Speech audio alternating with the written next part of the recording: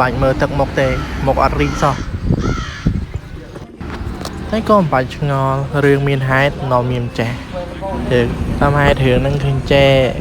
កាលពីមុនហ្នឹងប្រហែលថ្ងៃហាត់គ្នាទៅលេងភ្នំតម្រៃរមៀលមួយគ្នាក៏ប៉ុន្តែគាត់ណាត់ម៉ោង1ហើយតើខ្ញុំជាប់ណាត់មួយឈានហើយម៉ោងប្រហែលជា7ហើយអ្នកឃើញថាម៉ោង1មកវិញក៏ប៉ុន្តែមកវិញអត់ទាន់ហើយគាត់បានចូលរួមដើរលេងហើយបានគាត់ធ្វើទឹកមុខចឹងដាក់ខ្ញុំម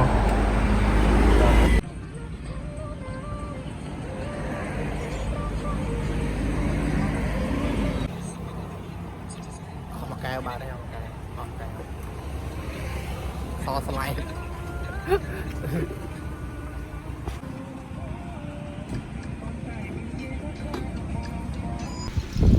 មុខនឹងអត់ទេតែគុំសាហាវសិតក្តាប់មាត់ដាក់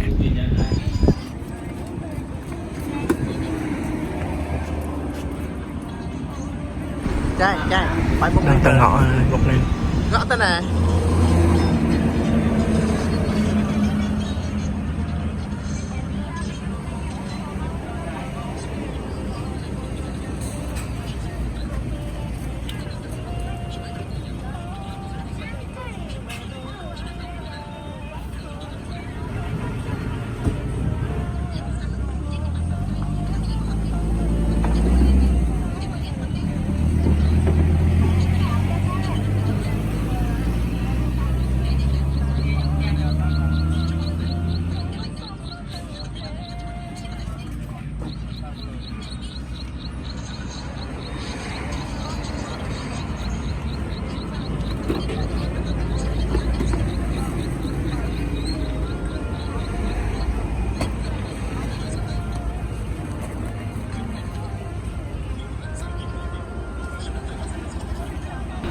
មិនមានតែមួយទេដែលគុំខ្ញុំ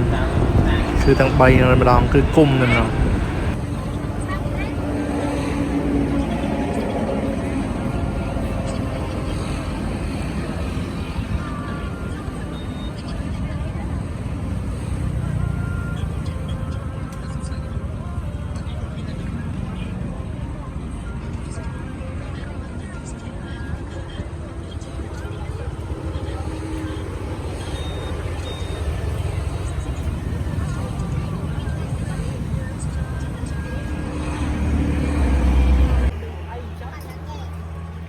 នេះអីចឹងមិន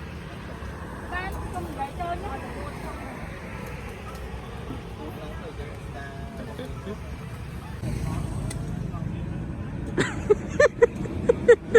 បានបាយនេះហត់មុំបានដល់លើ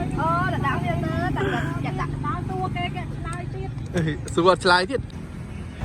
ស្របទៅទាំង3នាក់ហ្នឹងខឹងខ្ញុំហើយដោយសារតែខ្ញុំអត់បានចូលរួមនៅផ្សារមួយគាត់កាលពីម្សិលមិញហើយទឹកមុខម្នាក់ហ្នឹងគឺមើមែនតើមានខ្លះក្តាប់មាត់ដាក់មានអ្នកខ្លះនិយាយហោតែលក្ខណៈថាខឹងយើងទេខ្លះក៏សើចហ្នឹងហើយវីដេអូហ្នឹងមានតែប៉ុណ្្នឹងអ្នកនរគ្នាបាយជួបគ្នាវីដេអូខល